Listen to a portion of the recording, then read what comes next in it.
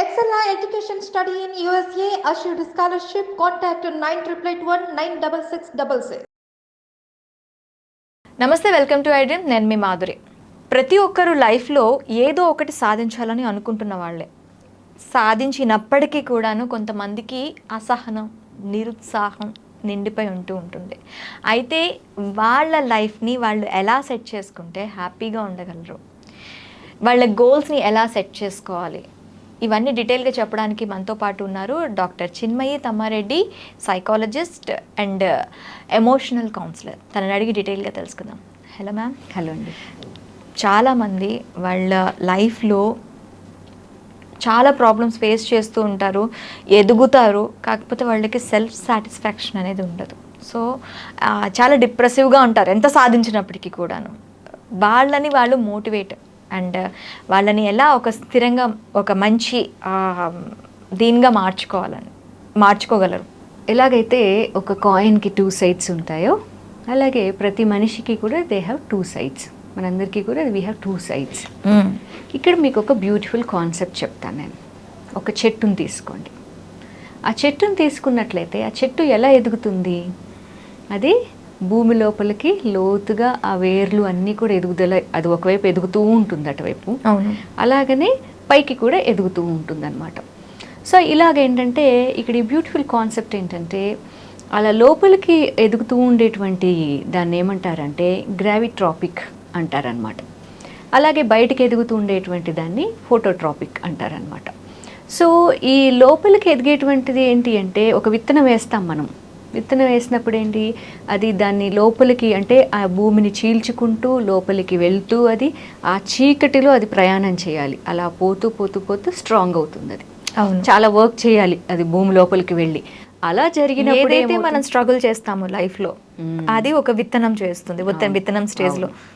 So ఏంటంటే అలాగా ఆ లోతుగా లోపలికి వెళ్ళినప్పుడు ఆ చీకటిలో అది ప్రయాణం చేసిన తర్వాతనే పైకి మనకి ఆ మొక్క అనేది, ఆ విత్తనం నుంచి మొక్క అనేది ఎదగడం స్టార్ట్ అవుతుంది. అలా అక్కడి నుంచి అది ఎదుగుతూ పైకి వెళ్తూ కొమ్మలు వచ్చి చిగురులు వచ్చి పళ్ళు కాయలు అన్నీ వస్తూ ఉంటాయి అన్నమాట. సో ఈ 2 రకాలుగాను అది ప్రయాణం చేయాలి.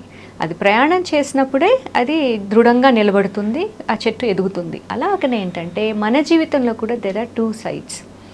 సో ఏంటంటే ఈ గ్రావిట్రాపిక్ అనేటువంటి ఎదుగుదల అంటే మనము బయటికి ఎదుగుదల ఆశిస్తూ ఉన్నామో, మనం గ్రేట్గా అచీవ్ చేయాలి, ఎన్నో సాధించాలి, ఒక తృప్తికరమైన జీవితం పొందాలి అని ఎంత హార్డ్ వర్క్ చేస్తున్నారు ప్రతి ఒక్కరూ, ఎన్ని ఛాలెంజెస్ని ఫేస్ చేస్తున్నారు. అయితే ఏంటంటే ఇంకొక వైపు మనం గమనించాల్సింది ఏంటంటే లోపలికి కూడా అదేలాంటి ఒక హార్డ్ వర్క్ మనం చెయ్యాలి. మన లోపల కూడా అలాంటి ఒక హార్డ్ వర్క్ జరగాలి. ప్రతి మనిషి తన రూట్స్ ఏవైతే స్ట్రాంగ్గా పెట్టుకోగలుగుతారో ఆటోమేటికల్లీ దగ్గర అంటే కింద పునాదులు ఏ ఎడ్యుకేషన్ కానివ్వండి, వాళ్ళకి సంబంధించి ఒక ఆర్టిస్టులు అనుకోండి, వాళ్ళకి నటనాపరమైన ఏవైతే ఉంటాయో వాటినన్నింటినీ రూట్స్ లెవెల్లో వాళ్ళు నేర్చుకున్నారు అంటే they will grow definitely. So ఏంటంటే గొప్పగా ఎదిగినటువంటి వాళ్ళని చూసి చాలాసార్లు ఏమనుకుంటూ ఉంటారంటే ఆ ఫ్రూట్స్ని చూసి మనము అరే వీళ్ళ జీవితం ఎంత బాగుంది అని అనుకుంటాం. కానీ వాళ్ళు నిజంగానే వాళ్ళ యొక్క గ్రావిట్రాపిక్ జర్నీ అనేది ఎలా జరిగింది అనేది ఎవరు చూడరు. పైన వచ్చిన ఫ్రూట్సే చూసి అలా కావాలి, నేను అలా ఉండాలి అనుకుంటారు. సో ఈ కాలంలో ఏంటంటే బయటికి కృషి చేయడమే కానీ లోపలికి కృషి చేస్తూ దాంట్లో ఎంత స్థిరంగా ఎంత స్ట్రాంగ్గా అవ్వాలి, ఎన్నో రకాలైనటువంటి ఛాలెంజెస్, ఎమోషనల్ ఛాలెంజెస్ ఎలా ఓవర్కమ్ అవ్వాలి. ఈర్ష్య, కొంతమందిని చూస్తే జెలసీ వస్తుంది, ఈర్ష్య, ఇవన్నీ లోపల మనల్ని దిగజార్చుతూ ఉంటాయి అన్నమాట. లేదా తన మీద తనకే ఉండేటువంటి ఒక తక్కువ భావం కావచ్చు, లేదా ఇంకేవో భయాలు కావచ్చు, రకరకాల భావాలు లోపల ఎన్నో ఉన్నాయి కదా. అవన్నిటినీ ఛేదించుకొని దాంట్లో ఒక ప్రయాణం చేయాలి కదా. మన లోపల కూడా ఒక ప్రయాణం చేసినప్పుడు ఏమవుతుందంటే ఒక స్ట్రెంగ్త్ వస్తుంది. ఆ స్ట్రెంగ్త్లోంచి మనం ఎంత దూరమైన ప్రయాణం చేయగలుగుతామో, చేసిన ప్రయాణానికి ఒక తృప్తి ఉంటుంది. ఈరోజు ఎంతోమంది సాధించినటువంటి వాళ్ళు ఉన్నారు. సాధించిన వాళ్ళు ఎంతో ప్రయాణం చేసి ఎక్స్టర్నల్గా కష్టపడ్డారు, కానీ అదే ప్రయాణం లోపలికి జరగలేదు. అంతరంగంలో అట్లా ప్రయాణం జరగకపోవడం వల్ల ఏంటంటే ఒక ప్రశాంతత లేదు, ప్రతిదానికి యాంగ్జైటీ, చాలామంది దగ్గర ఇప్పుడు వింటున్నాం యాంగ్జైటీ, ప్రతిదానికి యాంగ్జైటీ, ఈ చిన్న విషయాన్ని కూడా ఈజీగా హ్యాండిల్ చేయలేకపోతున్నారు, అవును, భయపడిపోతున్నారు, కన్ఫ్యూజ్ అవుతున్నారు. సో ఇవంతా ఇంత స్ట్రెస్ దేనికోసము? ఎందుకోసము అంటే ఎలాగైతే మనకు ప్రయాణం బయటకు జరుగుతూ ఉందో అదే ప్రయాణం మనకు లోపలికి కూడా మన ఒక్కొక్క భావాన్ని మనం జయించుకుంటూ రావాలి. ప్రతి ఒక్క భావాన్ని మనము జయించుకుంటూ వచ్చినప్పుడు ఏంటంటే మన యొక్క జర్నీ అనేది, ఆ బయటకు ఉన్నటువంటి జర్నీ కూడా అంత అద్భుతంగా ఉంటుంది, అంత బ్యూటిఫుల్గా ఉంటుంది. And also you generate different energy.